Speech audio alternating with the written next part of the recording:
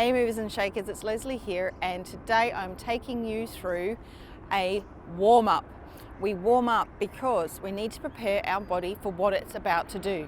Different workouts have different requirements, so it is important to specifically warm up for them. However, I'm going to take you through more of a generic warm-up because it will suit pretty much most of your situations. So we warm up because our muscles are not ready to do what we're going to ask them to do. In winter, it feels pretty obvious that we need to do it because we feel physically cold. In summer, we feel quite warm before we go for a run, but I can guarantee you that does not mean our muscles are ready to do what you want them to do. So that's why it's important to warm up. We always start with at least a 10 to 15 minute jog. For me, I really like that to be around the 1 to 2K mark. We then add some drills and some run-throughs. Now before that jog, feel free to do a 5 to 10 minute walking warm-up as well to ease the body into it. There's no reason why you can't extend that out, go walking, jogging, drills, and then run-throughs. So those drills that we take you through are things like squats, lunges, A-skips, things like that. We then do run-throughs which prepare the body to run a little bit faster. So that when we go to actually do the run, our body's like, okay, I feel really great. So I'll be demonstrating a few of those. So hey, let's go. After we've done our jog for 10 to 15 minutes, we want to start with some squats. So we want our feet to be parallel and toes pointing forward, and we're literally squatting down to start to move. If you're doing this first thing in the morning, it'll be like, hey, good morning, let's wake up, body. Once we've done a few on the spot, we're going to start moving to the side. So, as such. So we first go to the left, and we do 10 to 20 of those. Once we've done 10 to 20 of those, we turn and we start leading with the other foot.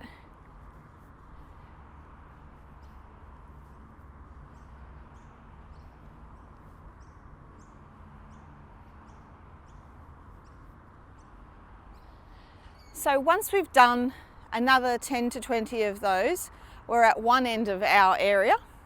And then we'll do, on the way back, we do some walking lunges.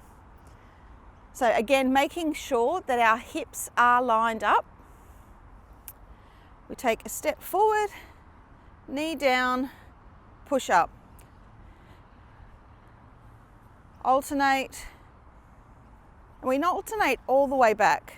Now, the key with these lunges is to make sure that we use our glutes to push up. We use our glutes to push up. It's really easy to use our hips or our quads to push up, but we want to focus on activating those glute muscles. We want our butts to get working.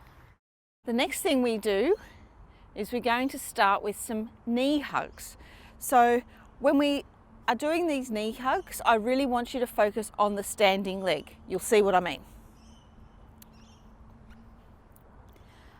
So we hug our knee, step forward, hug the other knee, step forward, hug our knee, step forward. Now we do that repeatedly. As I said, we want to do that probably 15 to 20 times. And when we're doing it, we don't want to focus on how high. We don't really need to get the knee up super high. We just want the knee up, and we're focusing on this balance. So when we're balancing, the glutes in our standing leg activate. So we don't need to hold the balance for too long, but we do indeed need to make sure that we hold that balance for a moment. What we don't want is to just go through it really quick like this, because if we're not getting that balance, we're not activating the glutes in our standing leg. After we've done our knee hugs, we then do our hamstring scoops. So this is very much like the static stretch that you might do for your hamstrings. However, we want to keep the movement flowing, just like this.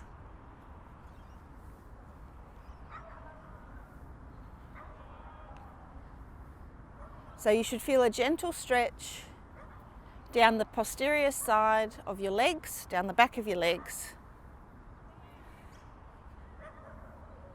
But again, we do not want to hold this. It's a fluid motion. That one might feel a little bit awkward at first because you're used to doing it as a static stretch, but persist with it because the flow will come. Just keep trying.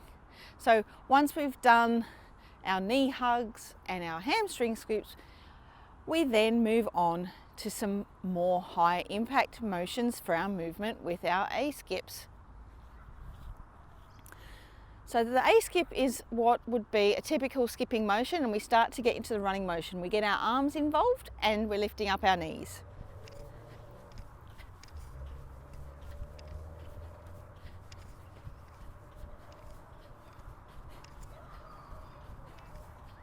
Now you can also do this in a lower impact way to start with.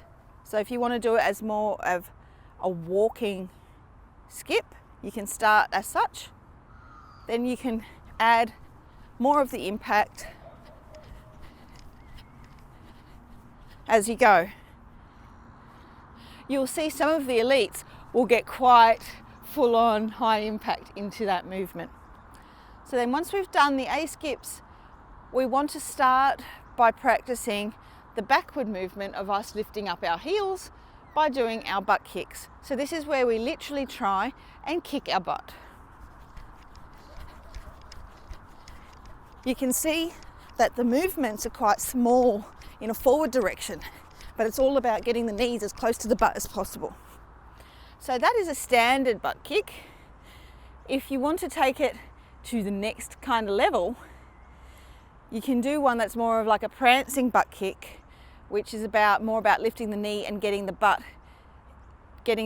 foot to hit the butt directly underneath. A little bit like this.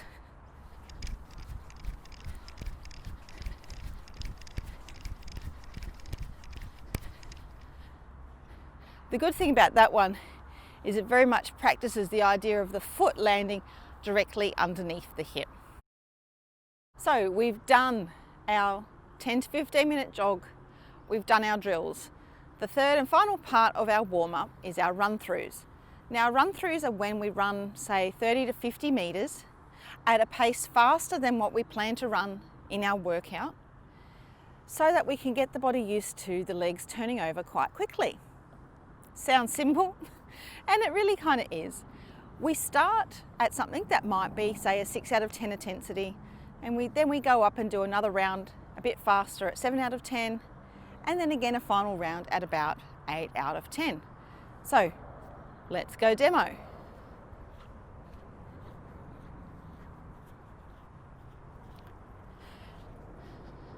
So you really want to have a nice clear flat area, and off we go. Ready, and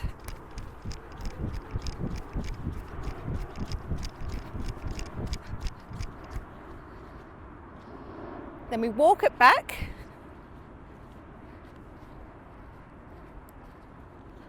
Walk it back to where we started as a bit of a recovery. You can jog it back to where you started, but walking it back is fine.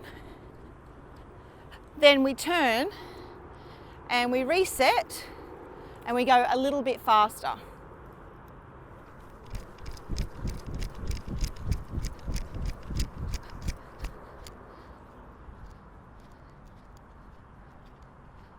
Then again, we turn and walk back.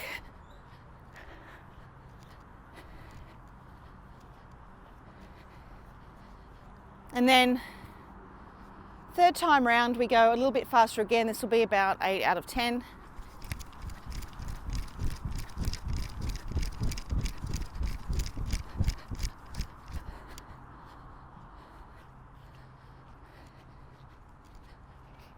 And that's your run through. So if you feel like you need to add a fourth or a fifth, feel free to do so, but usually 3 is going to be enough. And so once you've been through that, you'll feel that your heart rate is elevated, your muscles are warm. Sometimes at the point it's like, oh, it feels like I've already done the workout. But you are in perfect shape to go and nail your speed workout.